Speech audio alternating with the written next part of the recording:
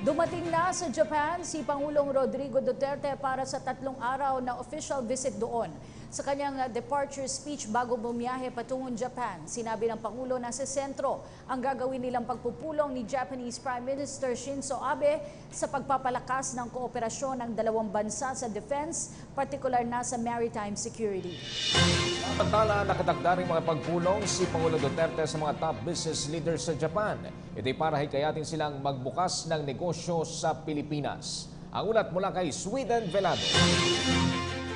Tumulak na patungong Japan si Pangulong Rodrigo Duterte para sa 3 araw na official visit. Matatanda ang personal na inimbitahan ang Pangulo ni Japanese Prime Minister Shinzo Abe nang kapwa sila dumalo sa ASEAN Summit sa Vientiane, Laos noong nakaraang Setyembre.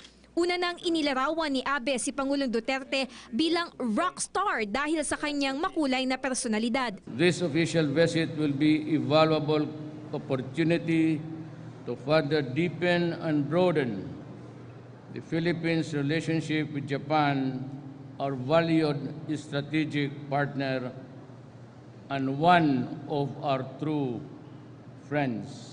Ayon sa Pangulo, sa sentro ang mga pagpupulong na gagawin sa Japan sa mga issue tulad ng defense cooperation, partikular ang maritime domain awareness at maritime security at relasyong pang-ekonomiya.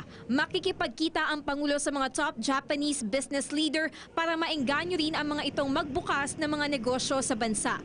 Nais din ng Pangulo na maibahagi sa kanya ng mga Hapon ang kanilang expertise sa infrastructure development, gayon din sa paggawa ng mga makabagong makinarya para sa mataas na kalidad ng kanilang transportasyon.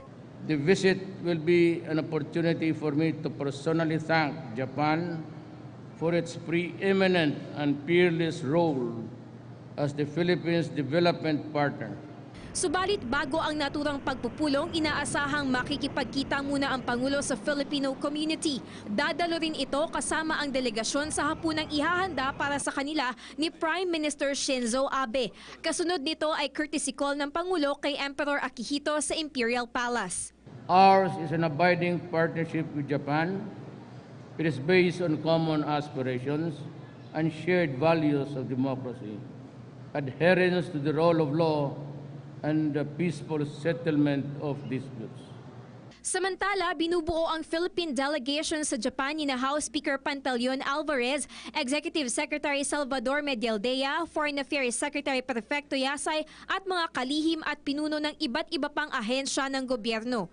Para sa PTV News, Sweden Velado.